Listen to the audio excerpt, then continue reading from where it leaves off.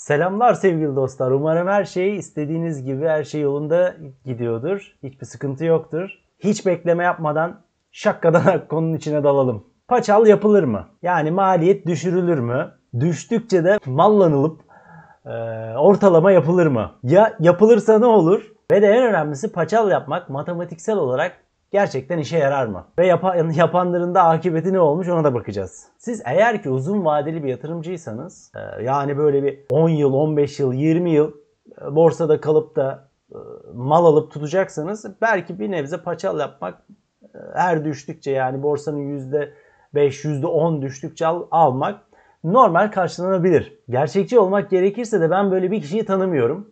Yani varsa da bir elin 5 parmağını geçmez. Yani böyle borsaya girip 10 yıl 15 yıl mal alıp da bekleyecek adam yani ben pek görmedim yani. Varsa da karşısına geçip saygıyla eğiliyorum yani. Bunlara kral adamlar diyorum zaten. Müthiş adamlar yani. Peki çoğunluk borsaya nasıl bakıyor? Ya abi ben bugün gireyim bir 5'le, yarın 10 yapayım. 2 hafta sonra 20 yapayım.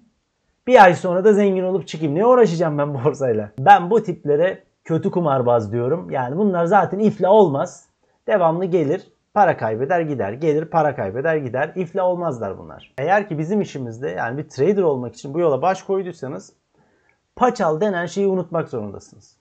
Paçal hayatınızda ne düşüneceksiniz, ne aklınıza gelecek. Çünkü zaten gerçek bir trader fiyat yükselirken almaya devam eder. Fiyat düştükçe kaçar veya satar. Yani işte short'a geçer. Fiyat yükseldikçe alır, fiyat düştükçe de kaçmak zorunda. Eğer bunun tam tersini yaparsanız fiyat düştükçe alır, bir ortalama yapar. Maliyet düşürmeye oynarsanız açık söylemek gerekirse batarsınız arkadaşlar. Yani bir trader batar. Çünkü bir trader uzun vadeli değil. Spekülasyon yapan adam kısa vadelidir arkadaşlar. Çok uzun tutmaz elinde kağıtları. Yani aşık olmaz o kağıtlara. Veya işte paritelere. Zaten paritelerde genellikle öyle uzun tutulduğunu ben pek görmedim de. Paçal yaparak batarız diyorum. Neden batarız? Hemen bakalım. Evet, şimdi şöyle yapacağız. Ben şu ikiye böleyim şurayı. Şimdi diyelim bir tarafta paçalcı amca diyelim. Paçalcı amca paçal yapacak yani ortalama düşürecek. Yani ortalamayla fiyat düşürmeye bakacak. Devamlı alacak. Öbürü de stoplu amca diyelim. Şuna da stoplu amca. Stoplu amca da stop olup her bir 10 düşüşte diyelim ki hisse fiyatı 100 TL. Her 10 düşüşte bir tane alacak. Şöyle yani ben bunu %50'ye kadar düşüreceğim. Yani hisse fiyatı %50 bir düşüş gösterecek ki bütün hisseler genellikle eğer ki borsada genel bir düşüş varsa %50 düşerler. Bu başımıza da gelmişti. Çok yakın bir daha sonra tanıştığım bir arkadaşımla. Hisse 20 liradan aldı. Hisse 8 liraya kadar düştü. Şu anda hala 20 liraya çıkmıyordu. Meşhur bir hisse.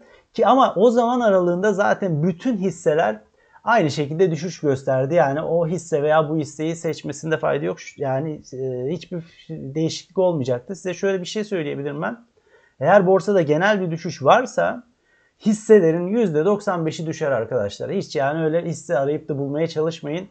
O ya borsadan kaçacaksınız veya shortlayabiliyorsanız shortlayacaksınız. Evet şimdi diyelim ki hisse 100 liradan bir tane hisse aldı paçalcı amca. Stoplu amca da 100 liradan bir tane hisse aldı. Şimdi hisse fiyatı diyelim ki 90 liraya düştü. Şimdi paçalcı amca 90 lirada bir tane daha hisse alacak kendine. Yani 95 maliyetli 2 tane hissesi olacak. Yani nasıl hesaplıyoruz bunu? Hemen şurada göstereyim.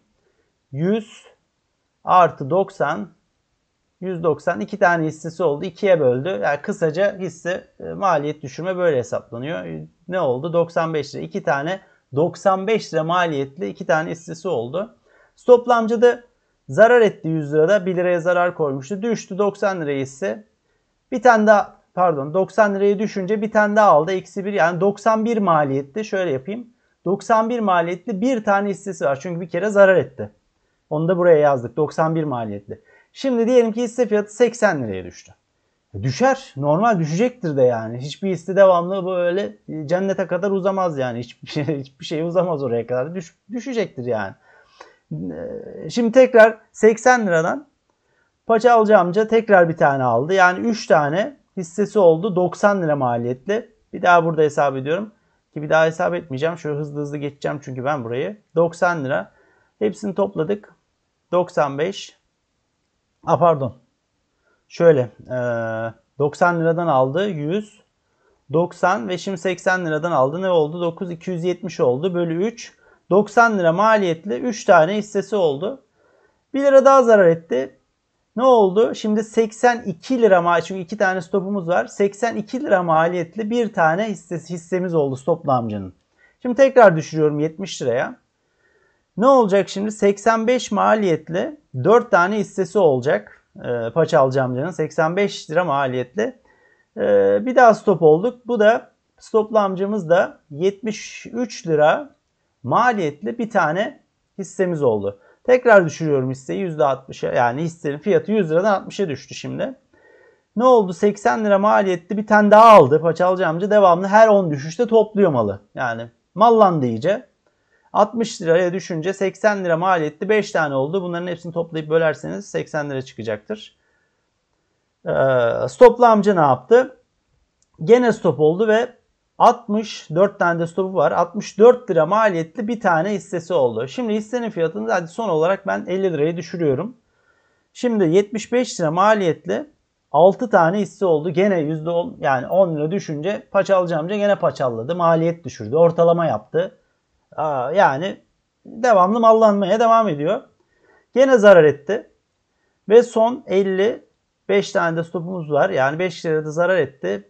Bir tane hissemiz var. O da bizim stop kullanan stoplu amcamız. Yani biziz. Biz olacağız böyle. Paçal yapmayacağız katiyen. Şimdi ne oldu? Bu hissenin fiyatı tamı tamına 76 liraya çıkması lazım ki. Çünkü 75 lira maliyetli 6 tane hissemiz var. Bizim paçalcı amcamız kar etsin. Yani 76 TL'ye çıkarsa kar edecek diyelim buna. Bizim stoplu amca ne oldu?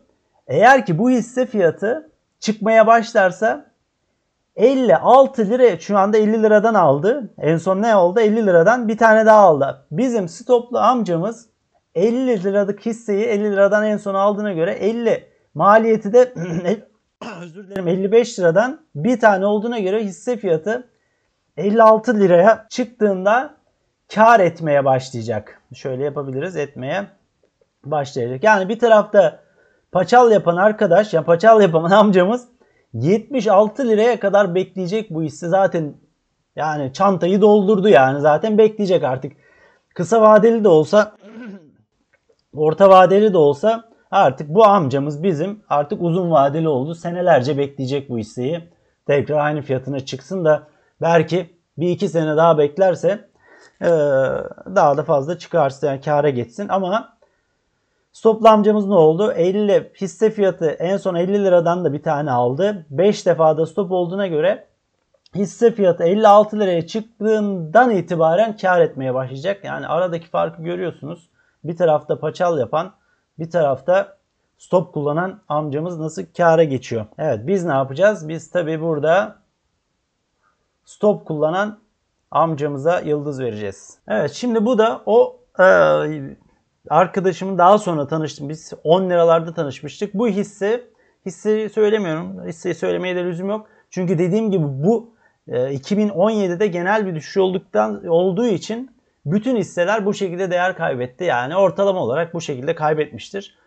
Nereden almıştı? 20 liradan aldı. Şurada hisse daha sonra tabii 23-24 liraya kadar çıktı ama 2017 November yani Eylül'den düşüşe geçti ve hisse en son 2019'da yani Haziran 2010 Haziran'da 8 liraya kadar düştü ve devamlı da paçal yaptı.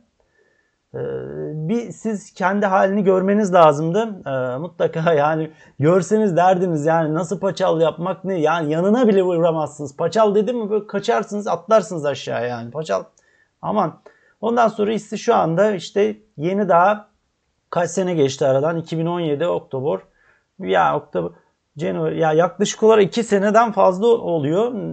Daha hisse daha henüz 2-2,5 senelik tepesine gelmiş değil ki bir de bunun kâra geçmesi yani ne kadar uzun vadeli bir yatırımcı olduğunu gösteriyor.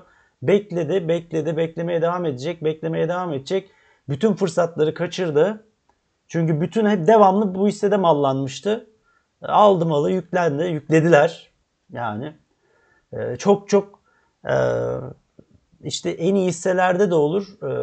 A sınıfı, B sınıfı, C sınıfı bütün hisselerde olur. Hiç fark etmez.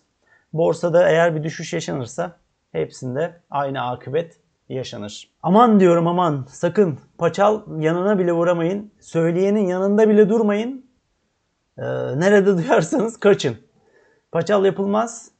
Çünkü şöyle de bir şey var. Zaten eğer ki bir hissenin veya işte paritenin, altının vesaire emtianın ya siz düşeceğini düşünüyorsanız niye paçal yapıyorsunuz yani? Bu bir ters yani. Yani trade yaparken arkadaşlar şöyle bir şey var meşhur. Price action, yani fiyat hareketlerine göre alım satım yapılır. Yani bir trader mutlaka bunu yapması lazım. Bu da nedir? Fiyat yükselirken almaya devam edersiniz. Fiyat düşerken satmaya devam edersiniz. Bunun tam tersini yaparsanız, yani fiyat düşerken almaya devam edip de fiyat yükselirken satmaya devam ederseniz ne siz kazanabilirsiniz ne cebinizde 5 kuruş kalır. Yani zaten trader'da olmamışsınızdır. O zamana kadar olamamışsınızdır veya bu şekilde alım satım yapıyorsanız. Umarım videomu beğenmişsinizdir. Bir sonraki videomda görüşmek üzere. Olasılık ve şanslar hep sizden yana olsun. Kendinize çok dikkat edin. Bay bay.